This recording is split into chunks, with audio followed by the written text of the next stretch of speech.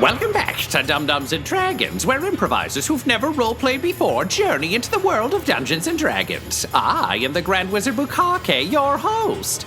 Our heroes have killed several fries and the convoy is leaving Treesbury, but at a terrible cost. Juniper nearly died before killing her foes. Quinny killed Why Me Too before he was cursed with a beard of feathers. And Butthole desperately tried to keep the townsfolk alive, but is running out of magic. Can they get the remaining survivors back to the fortress? And can our heroes survive a battle with Chad Underbottom?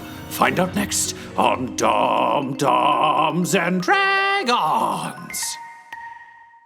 Chad Underbottom and his rolling, writhing mob of very hungry zombies is making its way toward you. But Ryan, you mentioned off air that Butthole had something he would probably want to discuss real quick with Quinny as this horrific image is still on the horizon before Chad himself has had a chance to address the party. What would you say to Quinny? Knowing that we're at the front of the convoy, driving the front caravan, he'd be like, Quinny, this is an awkward conversation. But here's the deal. There's a very good chance that everybody here dies. I know you don't like hearing that. Please don't get upset. But right now, you are the sneakiest person in this convoy, and you have a daughter who is injured who has a ring of invisibility. If you go back and get her, and you guys just, go left, take a handful of seeds or something, you can go around and go to the castle, and you don't have to be a part of this fight. You know Ginny will be safe, and you can protect her, and we'll just do this.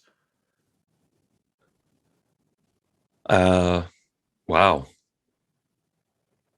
Boy, I feel like not long ago I would have taken you up on that almost without question, but I can't leave everyone else.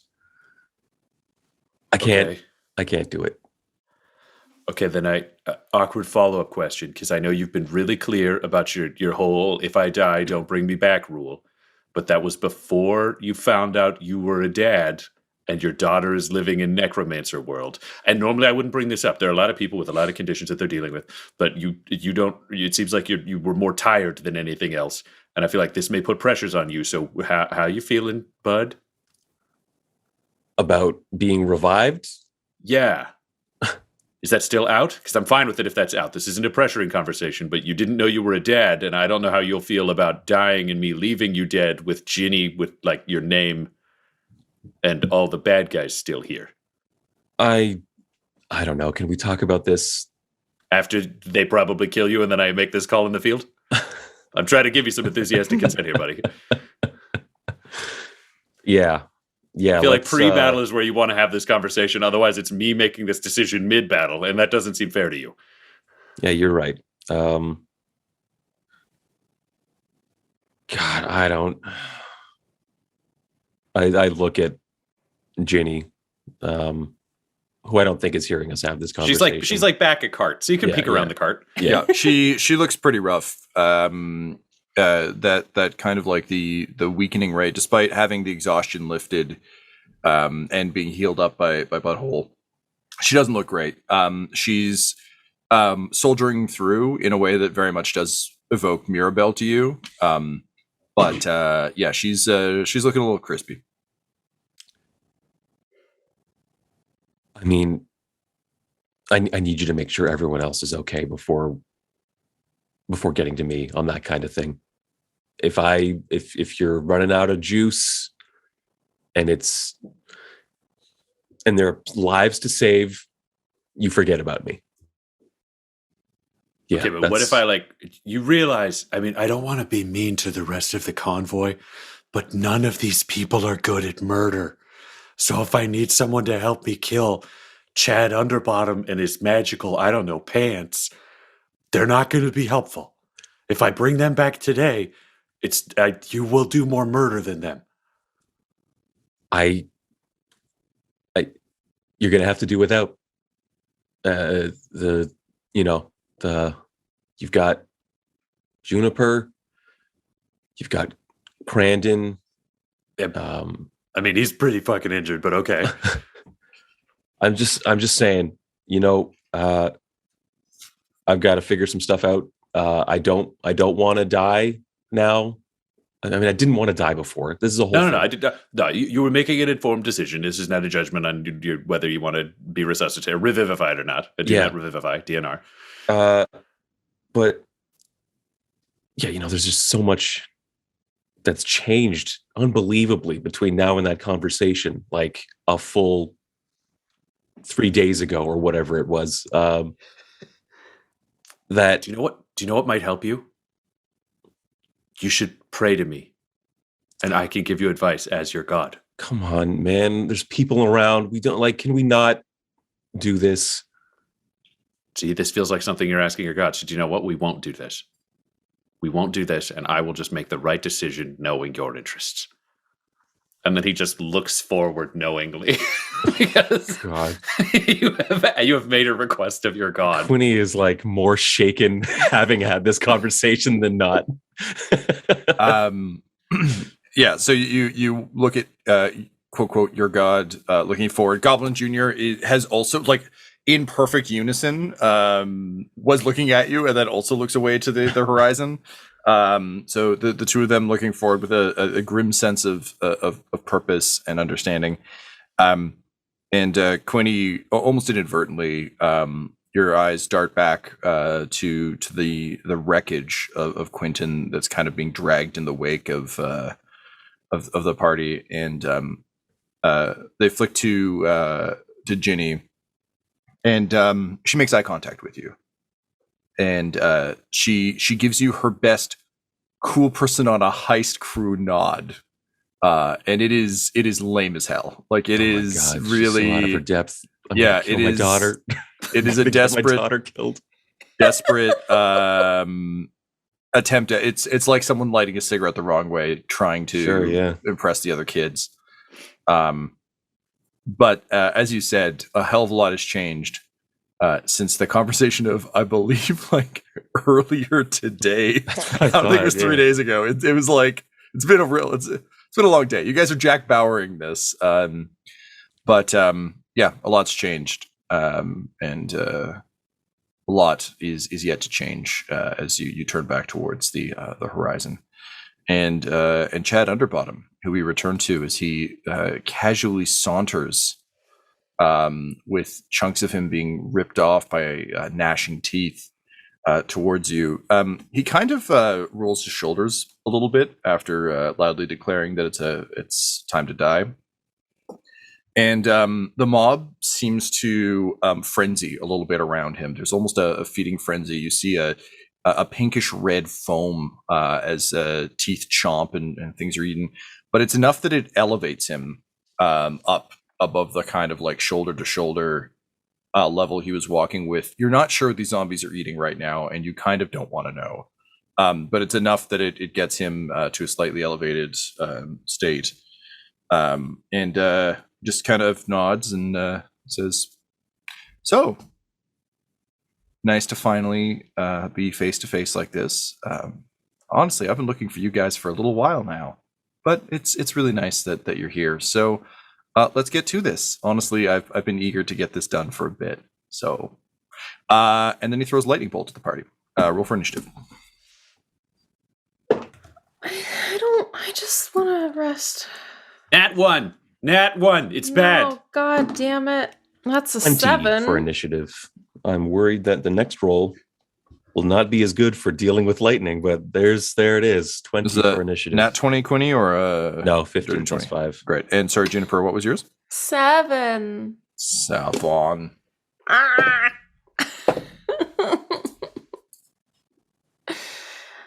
I don't like it. One moment, please.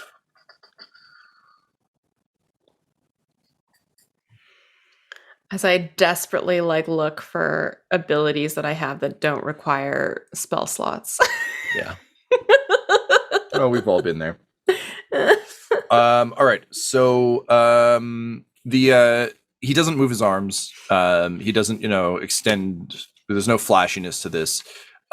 He just grins, and for a second, it's almost like his entire form is electric in that weird when after the death of Superman, spoilers for 1998's Death of Superman comic, he came back as a weird electric blue Superman and also a electric red Superman. Made no fucking sense, but anyway, it's a little bit like that, just kind of almost being of pure light for a moment. As you blink away the after image, the bolt is racing towards you. So it's a 100-foot line straight ahead, which is pretty convoy-y, unfortunately. I'm gonna need dex saves, please. I'm so fucking worked up right now. Like, I'm so scared. Tom, considering I rolled a nat 1 for initiative, I'm thinking we could just say I tank this one. How does that feel? That feels good. Great. So Why, Ryan? I'm being fair here. Okay, Ryan. When you say you tank it, are you trying to prevent it from hitting the things behind you, or you just mean you skip the save? Because I agree, you should absolutely get hit by this. Do you know what? I feel like I would try to do something noble, but I rolled a fucking 1, so no, I just get hit. I'm just not ready. I didn't know this guy was going to do magic. There's no nobility in this. I just fucked it up. Great. Okay, let's hear those results, please. 28. 28 for Quinny. 4. 4 for Juniper. Oh, I don't like this. The carts both. So the 3 carts. 2 save, 1 does not. So we are looking at 8d6 damage. Yeah. Come on. Moment. Oh, that's okay. That's okay. I can't go to 0. It's fine. It's fine. Not this round. That is 34 points of damage. Fuck my life. As the lightning hits. If you saved, you can take half, as per usual.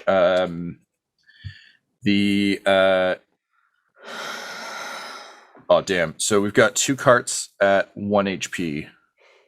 And the lead cart explodes. Are we on that card? Yeah, we're on that one. That one's you and me, Quinny. Okay. Yeah, great. Ginny rolls a 1 on her save, so she's going to take the full brunt. What the fuck is happening? Ginny's in the middle cart, so she gets blasted by our back at half. Yeah. So because it's like a 100 line. It's bad. It's bad. Yeah. It's all bad. Everything's bad. Her cart saved though, so she'll take half, which is good because that would have been bad for Ginny. I'm trying for you, Quinny. I'm trying. Ryan is trying for Quinny. I'm so fucked. Great. So the cart collapses. Juniper, you're hit. You're at the back of the train, so you basically the last lick of it just strikes you. You're kind of like the grounding point. So that's your damage.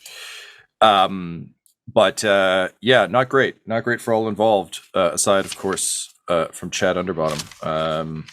Which brings us to so that was the top of the round. Quinny. Well, I mean, I used evasion. Yep.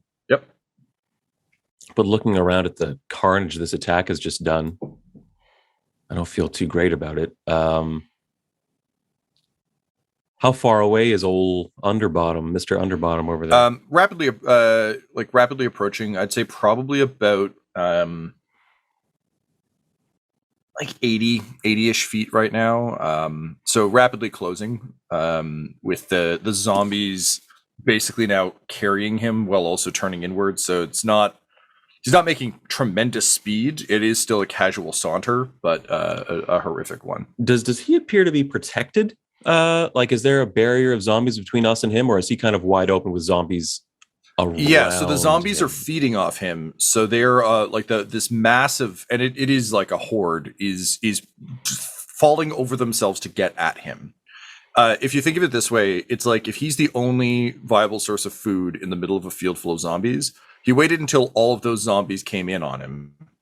And he is basically the survivor town from Walking Dead. He's like Alexandria with all the zombies around it, but circulated on one person moving towards you. So there are probably, I'd say, I don't know, a bunch of zombies deep on him. That said, they aren't focused on you right now. They're purely focused on trying to feed off of him. That said, the closer they get to you, the more likely that the ones on the fringe will start to break off. Okay.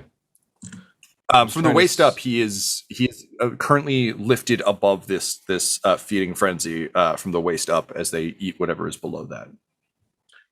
I'm just trying to see if true sight afforded to me by the eye of true seeing is going to help me kind of figure out what his fucking deal is, because it's so strange. Creature has true sight, notices secret doors hidden by magic, and can see into the ethereal plane, can see invisible creatures. No. So you don't see true forms or anything of that sort? I can see into the ethereal plane. I don't see anything about true forms. The overarching thing is the spell gives the willing creature you touch the ability to see things as they actually are. Okay. I would give you that, I think. I'll tap into it and see if I can get a better idea of what we're dealing with Chad Underbottom. All right. So in looking at Chad, the again very, very vanilla, forgettable features like NPC in the back of a major crowd scene video game features become a bit more sharp and somewhat scaly, almost a pinkish brown, very sharp cheekbones, almost like if you know Star Trek, which I know isn't necessarily your reference frame, Tyler, but for those listening and watching, almost like a Kardashian sort of eyebrow ridge, small white eyes, a little like almost half grin, forehead coming to points, and kind of winged ears, almost like bat's wing style ears coming off the sides of his head. His form is actually much larger than it's presenting. He has one sort of normal sized arm, one massive arm that is you can tell kind of part of seeing him for what he is moving in a way that the illusion isn't. Seems to be enticing the zombies and kind of frenzying them up. From your time in hell, you recognize this form of creature as a Yagnoloth. Yagnoloth. Yes, a Yagnoloth. Do you have... trying to think what relevant stat you would use for this.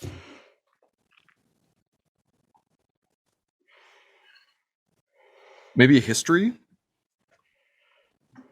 Yeah. I'll give you advantage because it's a fiend.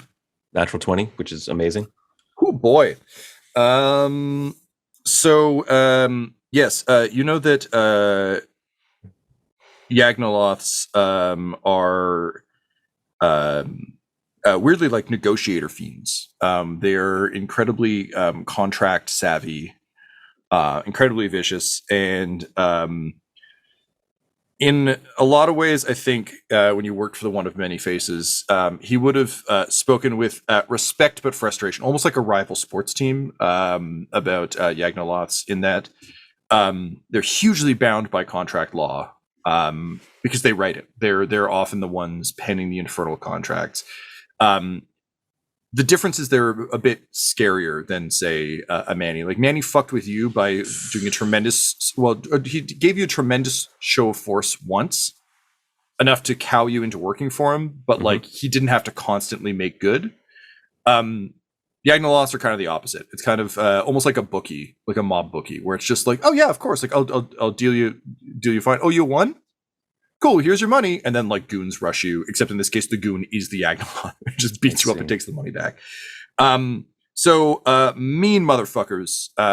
And if one is here, they wouldn't work for the Fries. Your guess would be that there's likely a standing contract that this thing is trying to solve. That said, like mean hardy motherfuckers, and it is feeding the zombies off of its own flesh, but its resistances are so high, and you know it has the ability to leech energy off things that it's likely just cycling.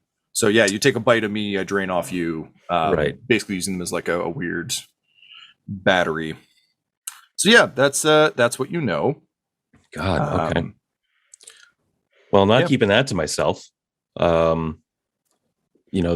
convoy has just been exploded by lightning, so I think just the din of all that chaos, I shout out, having seen it with my eye, I'll shout, it's oh my God, it's a Yagnoloth.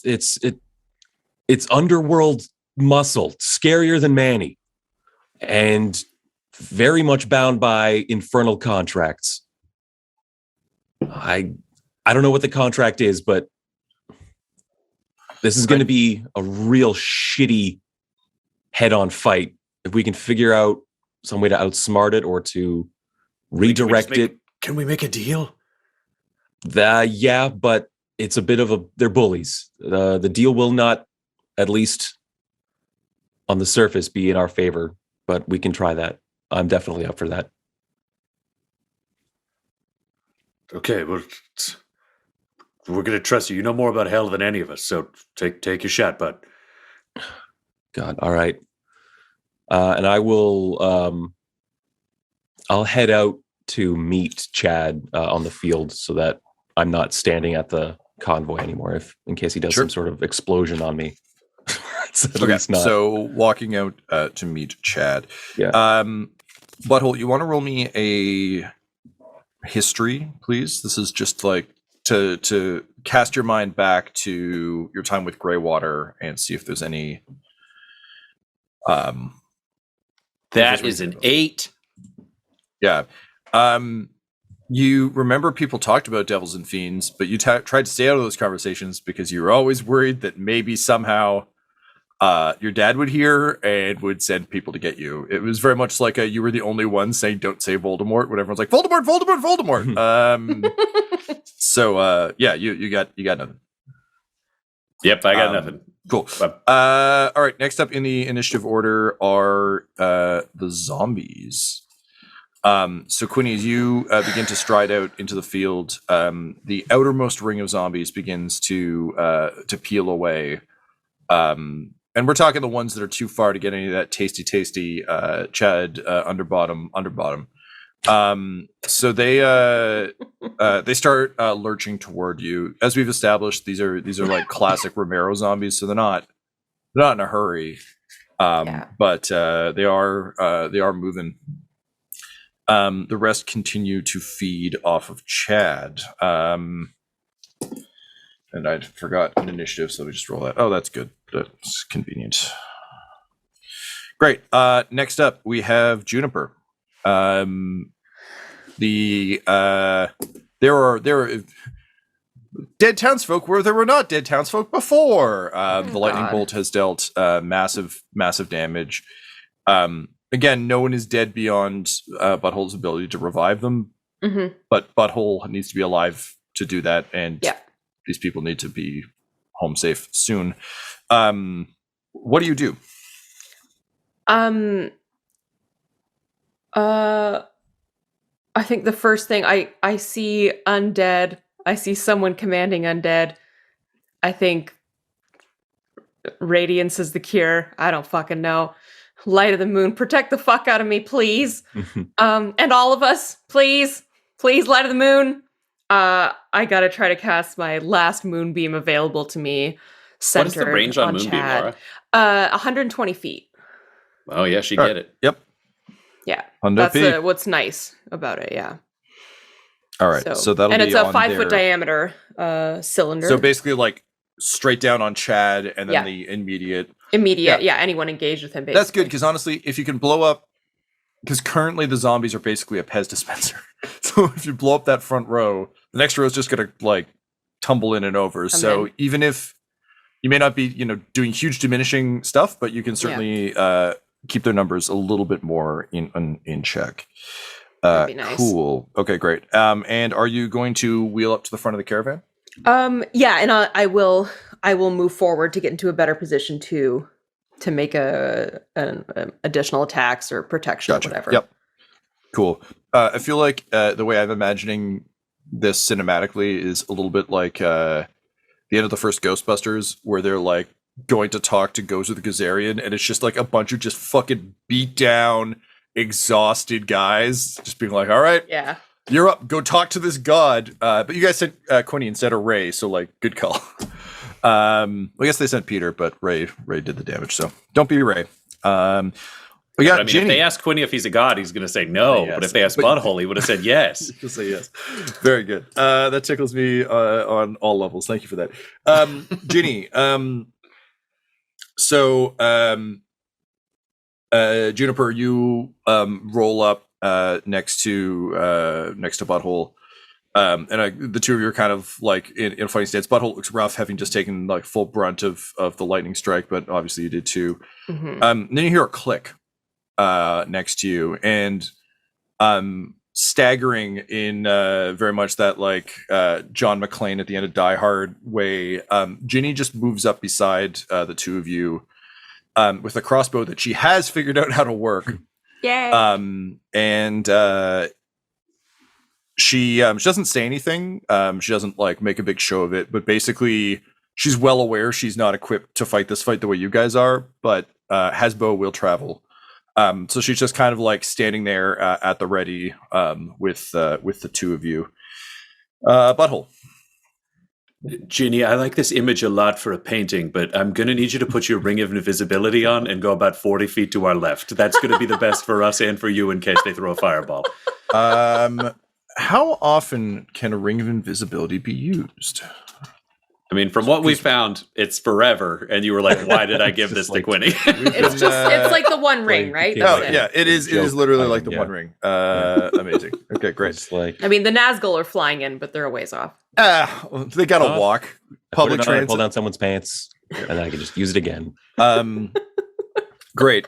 She just kind of turns to look at you, and again, just fucking like just bagged, and is like, right, flanking, right, of course, for advantage. And then like you just hear and like she disappears, you just hear shit, and then slow like dragging her leg as she starts to like make her way into the trees. She's not mad about it. It's just literally like the tired person who you point something out to that's obvious, and they're like, oh fuck. Like for me, it's always like dog still has to go out, and I'm like, of course she does.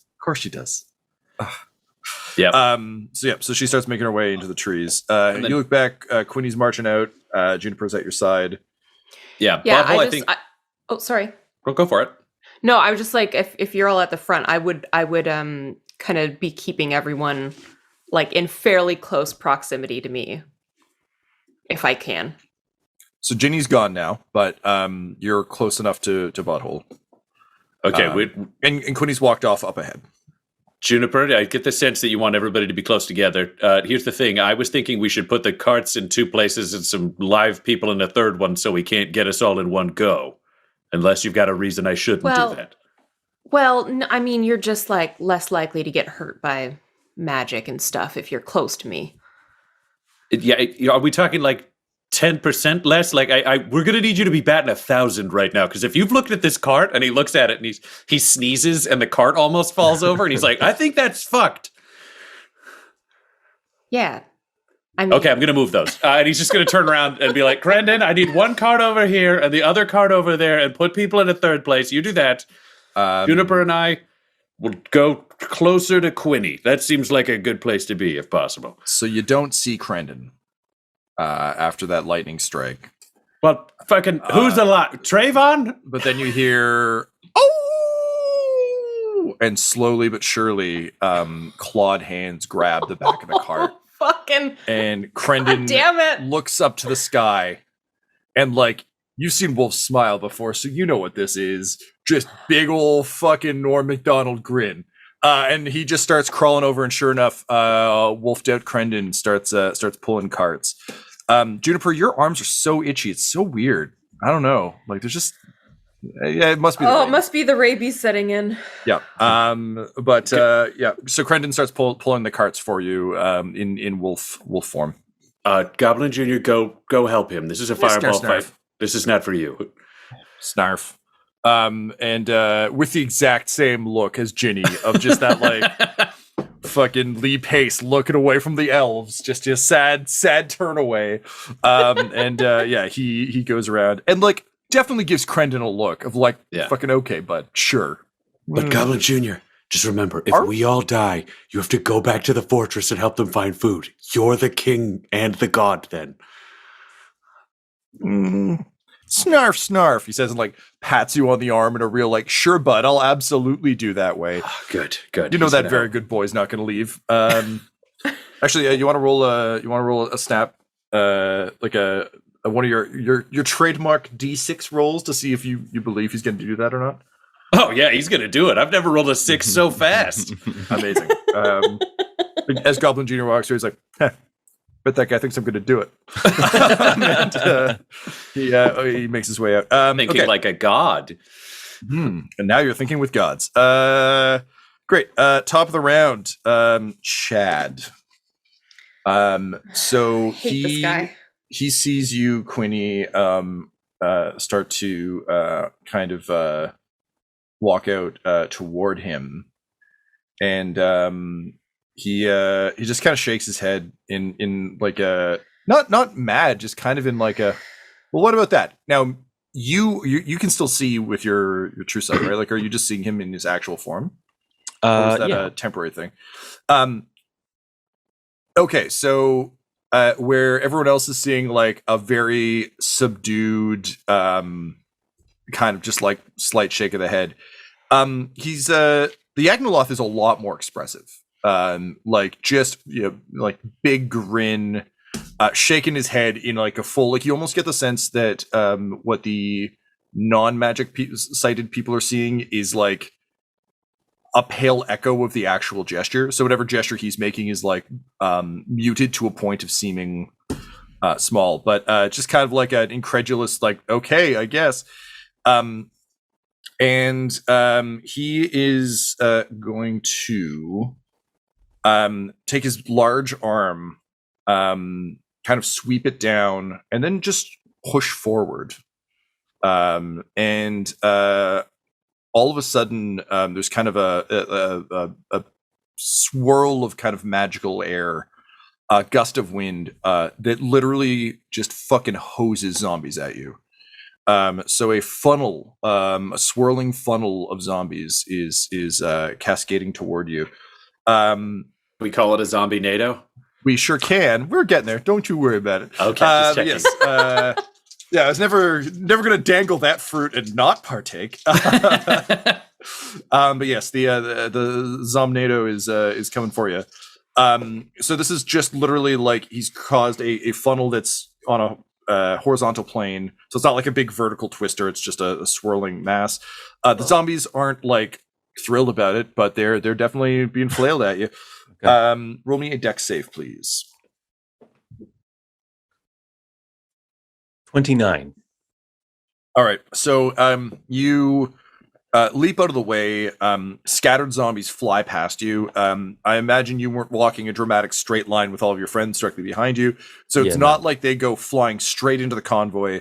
But as the whirlwind dissipates, the scattered zombies begin to kind of right themselves and lurch toward Butthole and Juniper.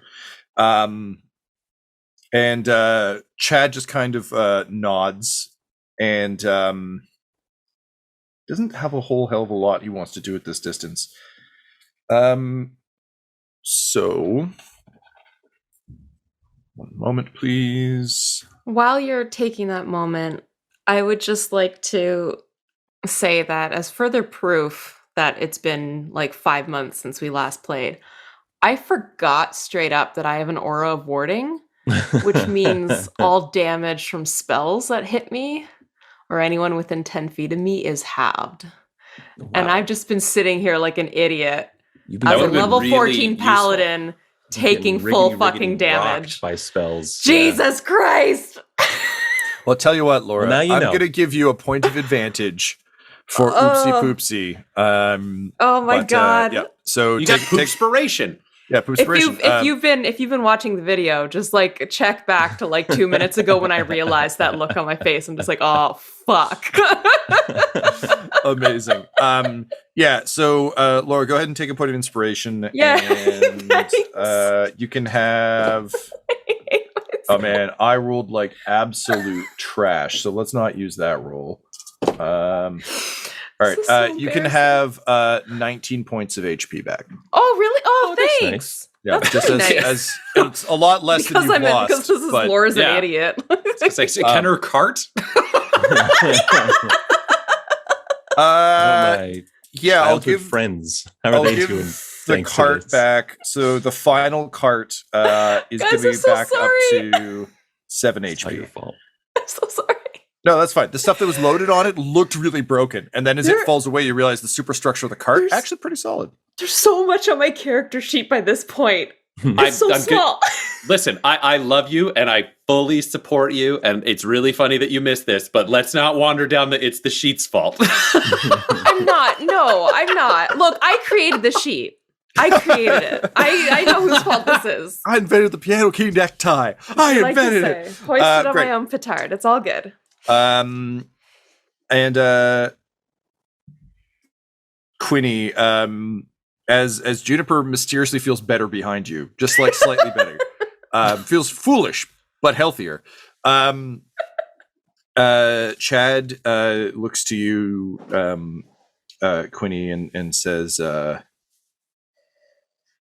"Hey, maybe you should go find the little girl, huh?" Can you roll me a wisdom save as he casts suggestion on you? Uh-oh. Oh, I no. used Dark One's own luck already, so I can't use it again. That's a total of 5. Honestly, you don't know where Ginny is, and this is a lot. Now the zombies are back there. You better check on her. Just make sure she's okay, and come back. So you have to pursue the course of action to the best of your ability. The spell ends as soon as it's completed. Yeah. Okay, with Eye of True Sight, I can see invisible things. Mhm. I immediately turn my back to Chad and say, Ginny? Ginny? I'm calling out to her, scanning for her, looking for her. Okay. Cool. So can you roll a perception check, please? And this is your turn currently as we play Yeah. find the Ginny. That's a 9 perception. A 9. Because she slunk off into the trees, despite your ring of true sight, the invisibility isn't the problem. The tree line is.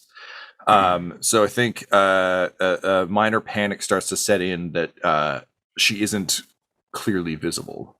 What do you do? I start heading back to the cart. I run to the Okay. cart. So sprinting and movement, Excellent. shouting out her name, Okay, cool. calling out to her. I think we can safely say, given how fast you move, that you're able to cover that distance pretty quickly. And as soon as you hit the tree line, you see her like through the trees. With that true sight kind of glow. Suddenly you're not entirely certain why you came over here. Like, of course she's in the trees and she's invisible and everything's fine.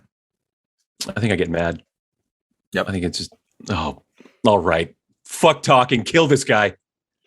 What Amazing. did he say no to the deal? What terms did you offer? He's not making any deals. Well, He's blowing us up with magic and zombies and brainwashing me. all right, that's fair. And then Butthole's just going to turn to Juniper and be like, well, we know that when Quinny walked out there, he definitely said, I'm here to make a deal before any of those attacks happened. So there was no way we could have made a deal. Let's do this. Speaking of Juniper, since it is Chad's turn, he's got to take some moonbeam. Boom, boom. So he has to roll a con save, DC 16. That is a nat 20. Well, he still takes 5 radiant damage. I mean, it's something. Theoretically. Radiant, he'll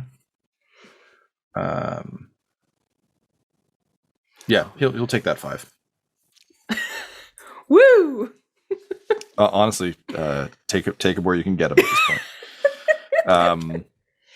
So the beam shines down, and in his human form, you just see Chad dust his shoulder slightly, confused a little bit. Like, how could a speck of dust be there? I clearly just cleaned this shirt.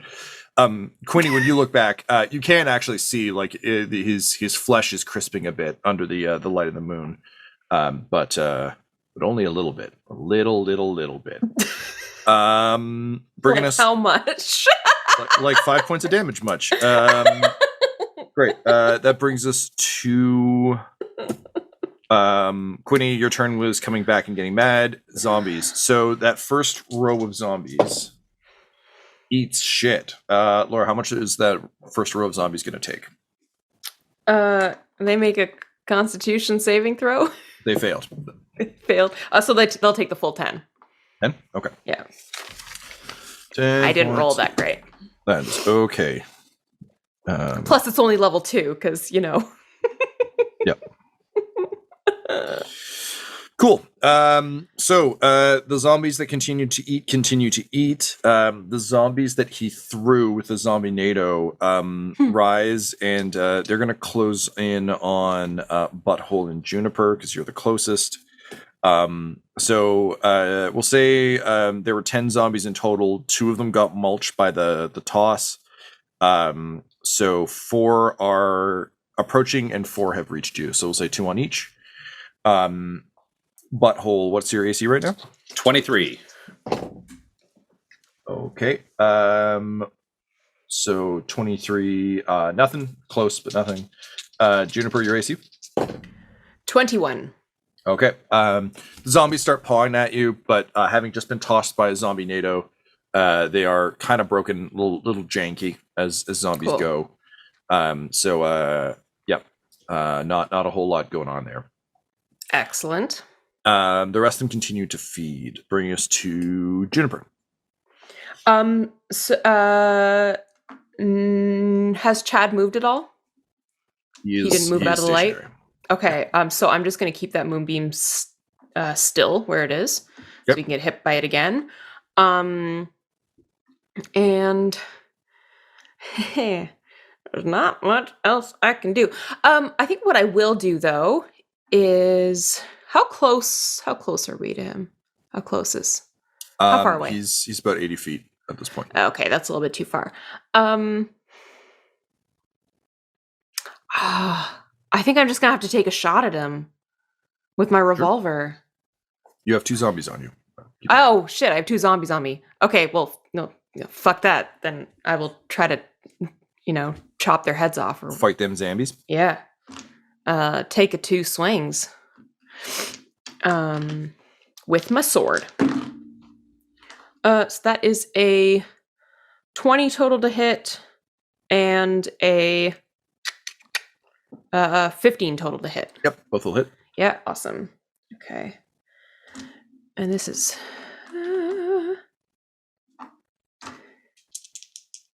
okay.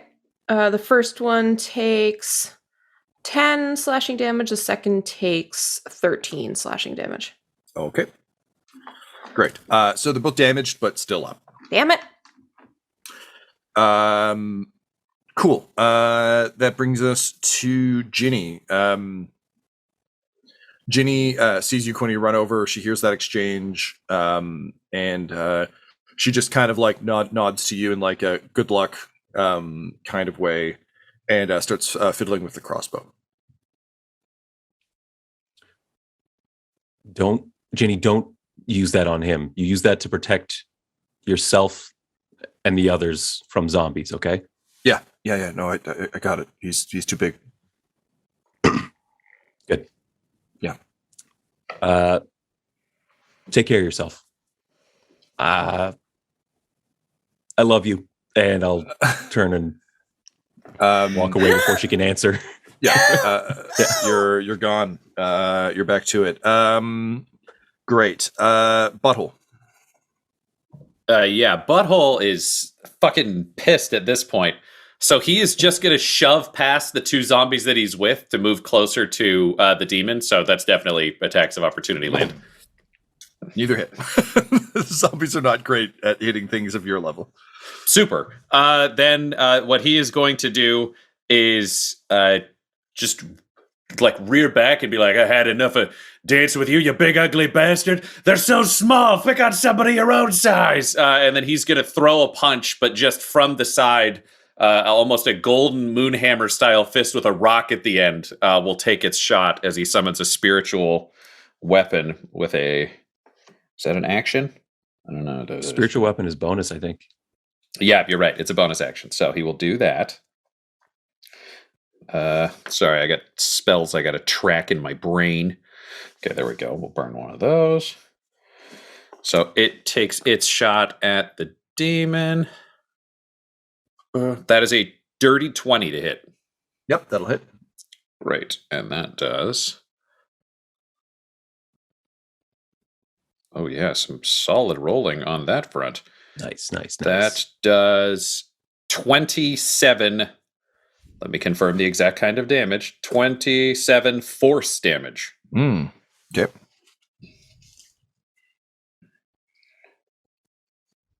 One moment. Okay.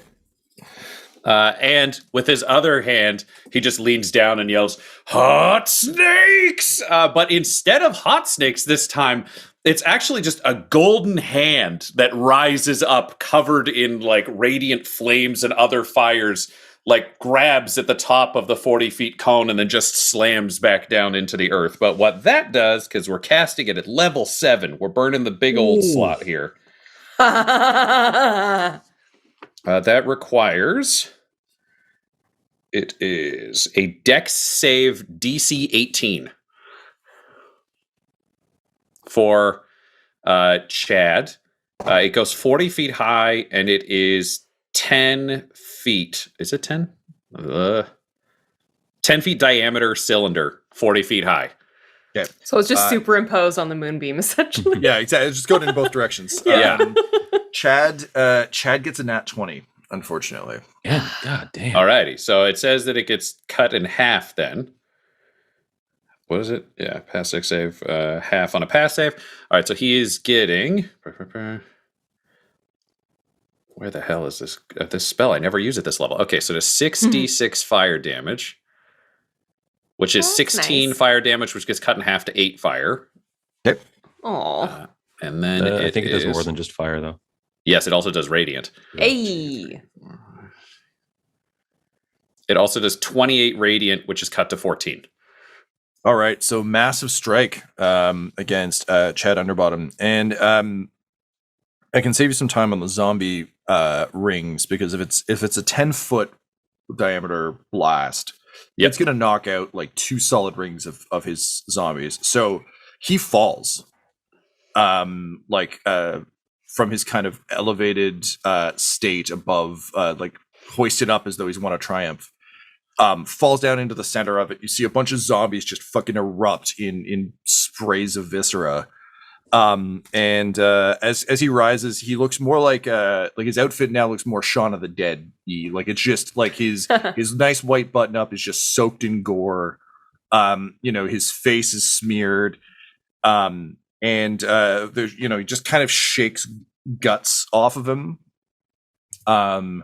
And looks almost disappointed as Butthole, in your head you hear him say, "No, I really liked this shirt. So did the commander, the one you killed." And his face doesn't change much, but like he looks kind of mad. Butthole, you do notice though he is speaking inside your head telepathically. Ugh. And Butthole's already confused by the fact that it wasn't just a butthole that opened full of fire, so he's having his own confusion here, and he's like, "We don't need to talk. I just fisted you. It's fine. Let's just do the murder thing. It's just too weird." Yes. Very good. Whatever you say.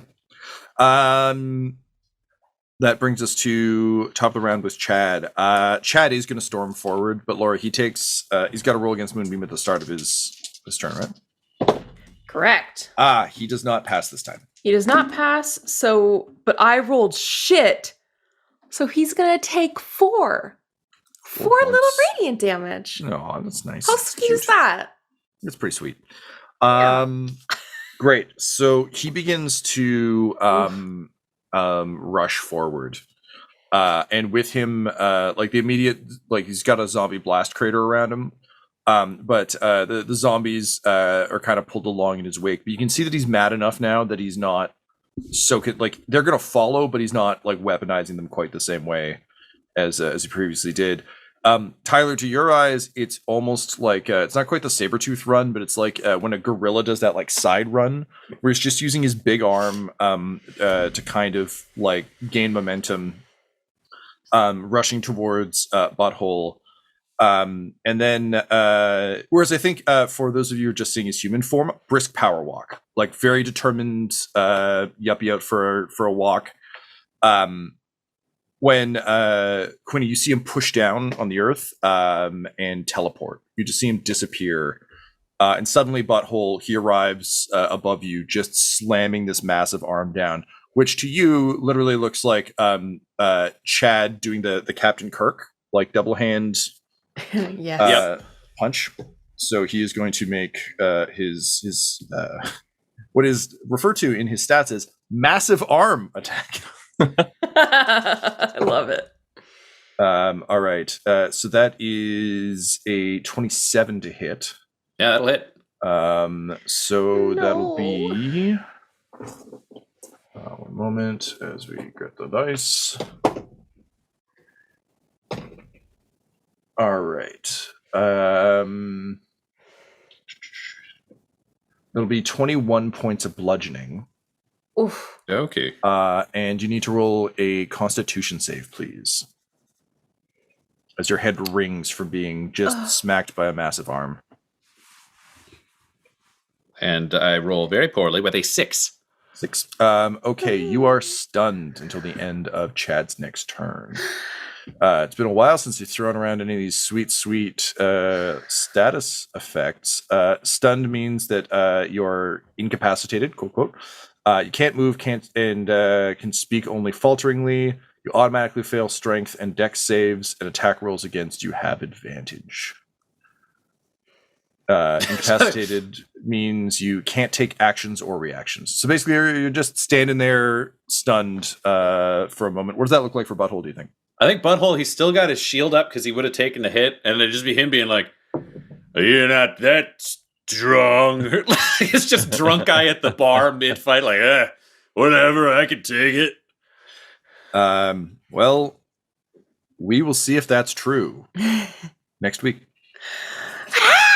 This episode of Dum-Dums and Dragons features the voices of Ryan LaPlante at the Ryan LaPlante on Twitter, Tyler Hewitt at Tyler_Hewitt on Twitter, Laura Hamstra at EL Hamstring on Twitter, and our DM Tom McGee at McGeeTD on Twitter. This episode's sound was edited and mixed by Laura Hamstra, and Dum-Dums and Dragons artwork is by Del Borovic, who can be found at delborovic.com. Our theme songs are And Now for That Massive Coronary and Skipping Through the Orchestra Pit Part 1 by Peter Gresser, and our ad music is No Control and Chiefs by Jazzar, JAHZZAR, all available at freemusicarchive.org. When it comes to Dum-Dums and Dice, you can visit our website at dumdumdice.com. Our Twitter and Instagram are at dumdumdice, and on Facebook at facebook.com/dumdumdice. But most importantly, we've got merchandise at redbubble.com/people/dumdumdice, or you can join our Patreon at patreon.com/dumdumdice. That's DUMBDUMBDICE. And tune in next week for more Dum-Dums and Dragons. Dum-Dums and Dice has to give a special thank you to the supreme beings of our Patreon at this time. The Half-Blind Prophet, Christopher Little, Sue One, George Dolby, Richard Cranium, Sammy Boy, Orion Birchfield, Scott Garland, Benjamin V, Gavin and Abby McDonald, Logan, Fire Unfriendly, Acrix, Grandma Likes D&D, Alan, Austin Nut Powers Fry, Stabby Stranger, Roman Brown, and Jill and Noel LaPlante. If you want your name to be added to this list, you can join our Patreon too at patreon.com/dumdumdice. Thanks to them, and a little bit of thanks to you.